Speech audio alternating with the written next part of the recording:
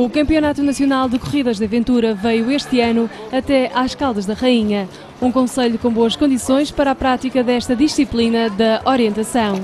Sendo as corridas de aventura provas multifacetadas com várias atividades, exigem uma preparação bem pensada para que os atletas percam pouco tempo entre as etapas. A nossa preocupação é termos basicamente a comida, a hidratação e, visto que está previsto algum calor, tentarmos ter algum cuidado para não nos desgastarmos demasiado.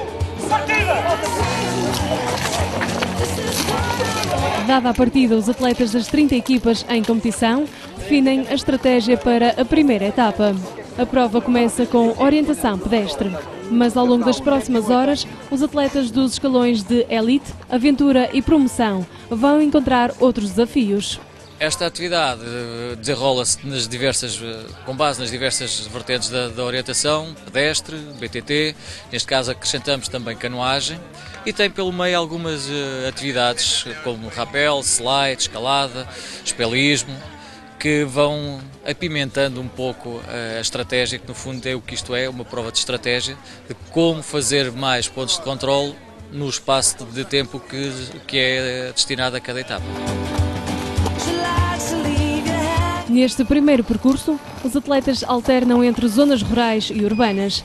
A extensão dos percursos é diferente para os vários escalões. Enquanto que os atletas de promoção percorrem 15 km, em elite o percurso tem cerca de 28 km. Neste campeonato nacional, os 3 elementos das equipas de elite estão permanentemente em prova. Um modelo que agrada a Filomena Gomes, uma presença habitual nas corridas de aventura.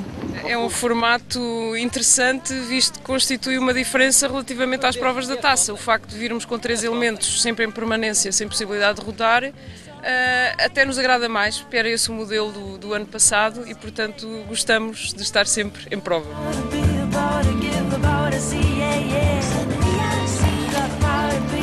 Terminada a primeira etapa, os atletas preparam o material para o próximo desafio. Um percurso de orientação em BTT, com pontos de paragem para várias atividades. A paisagem de Salir do Porto é o cenário escolhido para uma curta, mas emocionante viagem. E então, como é que correu? Estou bem, isto a descer, a subir é que estou mal. É que estou, agora a descer, espetáculo. Se isto pudesse ir de elevador até lá acima, fazia mais 2 ou 3 vezes. Além do slide, cada um dos vários elementos das equipas faz rapel, espeleísmo e escalada com cerca de 15 metros de altura. Após estas atividades, os atletas voltam a pedalar até ao cais da Foz do Arelho para entrarem no próximo desafio. Sendo as corridas de aventura desafios à gestão estratégica das equipas, a transição entre etapas deve ser rápida para perder o mínimo tempo possível. Neste momento os atletas estão a acabar a segunda etapa, que era um percurso em BTT, que acabam aqui, depois vão descarregar o chip, vão fazer a mudança da bicicleta para o fato neoprene e vão começar a sua prova, a terceira etapa, que é a canoagem.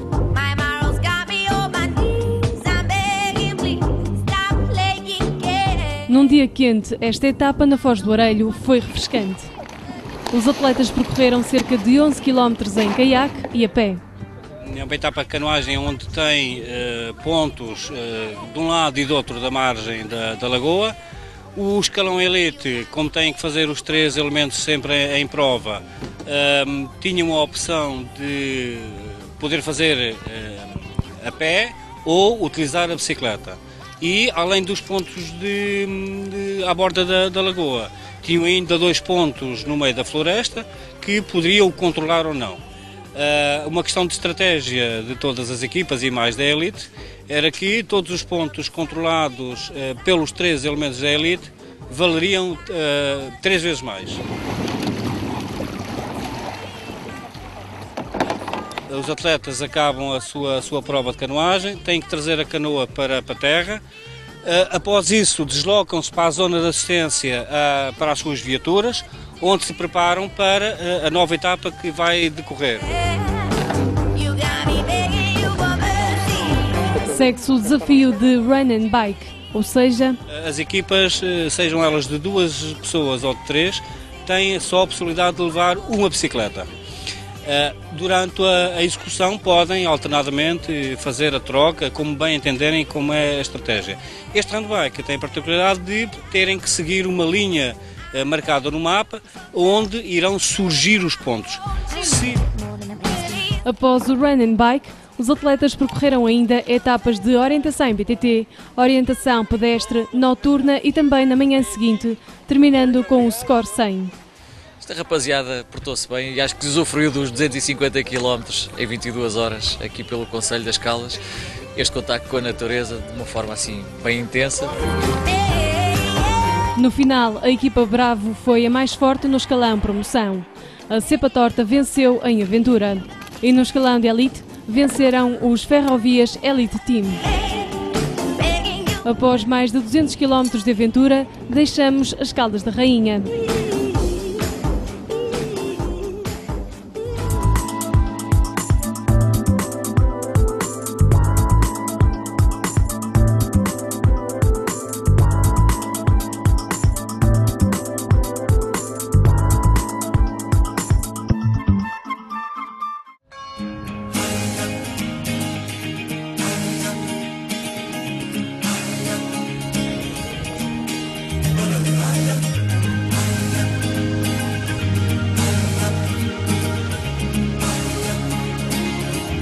O Concelho de Sesimbra é o epicentro da orientação pedestre, num fim de semana em que se compete uma das provas mais importantes do calendário. O Campeonato Nacional Absoluto vai decidir, numa única prova, quem são os campeões absolutos de orientação pedestre nos setores feminino e masculino. Este segundo Open de Sesimbra pontua também para a Taça de Portugal e ainda para o Campeonato Universitário. Muitos dos jovens atletas da Federação Portuguesa de Orientação são estudantes na universidade. Assim pretende-se que dinamizem a modalidade no seio do desporto académico. Sentimos que, de facto, há muita juventude aqui.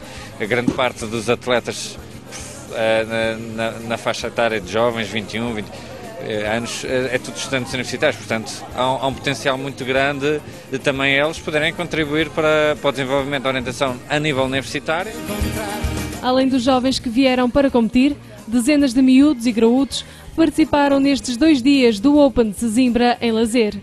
De mapa na mão, viram-se grupos de familiares e amigos a orientarem-se.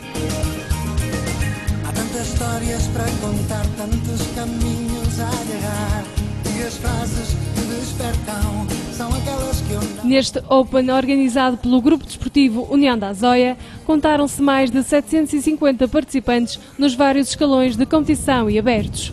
340 desses atletas participaram na prova de apuramento do Campeonato Nacional Absoluto. Aí foram selecionados os atletas detentores dos melhores tempos para a final. E assim, nesta grande final, competem 61 atletas do setor masculino e 29 no feminino.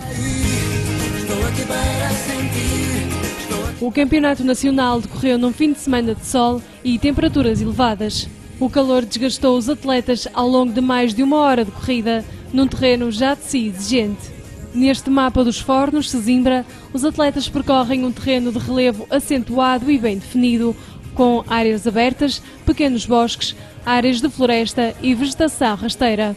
São zonas muito abertas, muita vegetação, algum desnível.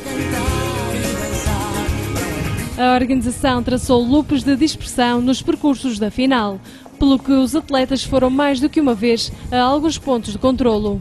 Os loops é um sistema de marcação do percurso que permite que, quando os atletas se encontram durante o seu percurso, antes de chegarem a essa zona que se refere, que é a zona dos loops, esse sistema de marcação permite que eles se voltem a separar, uma vez que, chegando a um ponto inicial, são separados por 2 zonas diferentes e vão disputar o mesmo percurso, mas por uma ordem diferente uma do outro. Na prova de apuramento, no dia anterior, os atletas competiram no mapa de Sesimbra nascente. Naquela distância média percorreram um terreno difícil, de relevo acentuado com elementos rochosos, falésias intransponíveis e zonas de vegetação. O Grupo Desportivo União da Azóia organizou ainda no mesmo dia uma prova noturna que animou a vila de Sesimbra. Naquela etapa extra-competição, os participantes percorreram zonas urbanas e não urbanas. Foram utilizados 2 mapas com escalas diferentes e também aqui foram traçados loops de dispersão. Entretanto, os atletas chegam à parte final do mapa e dão o tudo por tudo para o último ponto de controlo.